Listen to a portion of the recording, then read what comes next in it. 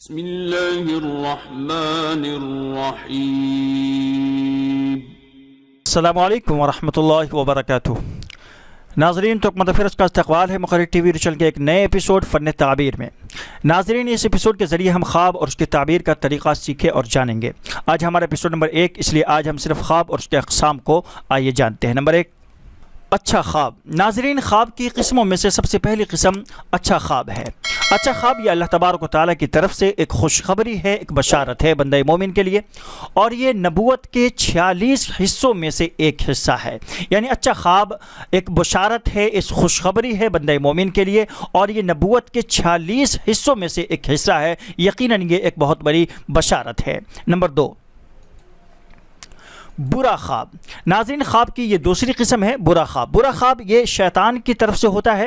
شیطان اس کے ذریعے انسان کو غم زدہ کرنے اور نیند کے دوران لہو و لعب میں مشغول کرنے کی کوشش کرتا ہے۔ تو یہ خواب کی دوسری قسم ہے برا خواب، اور یہ شیطان کی طرف سے ہوتا ہے۔ شیطان اس کے ذریعے انسان کو بہکاتا ہے، پھسلاتا ہے، غم زدہ کرتا ہے، پریشان کرتا ہے، اس کی نیندیں خراب کرتا ہے، اس کو لہو و لعب میں مشغول کرنے کی کوشش کرتا ہے۔ نمبر 2، نمبر 3، ذہنی تخیلات۔ ناظرین، خواب کی یہ تیسری قسم ہے ذہنی تخیلات۔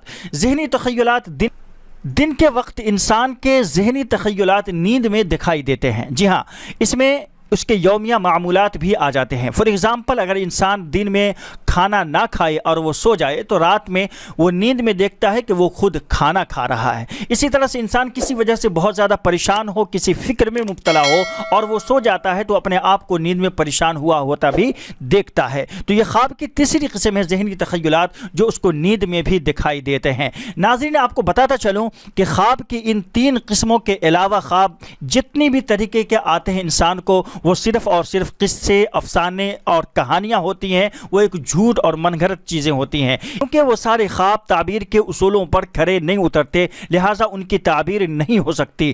خواب کی تعبیر کے اصول کیا ہیں، آنے والی ویڈیوز میں ہم اس کو جانیں گے اور سمجھیں گے۔ آج کے لیے بس اتنا ہی۔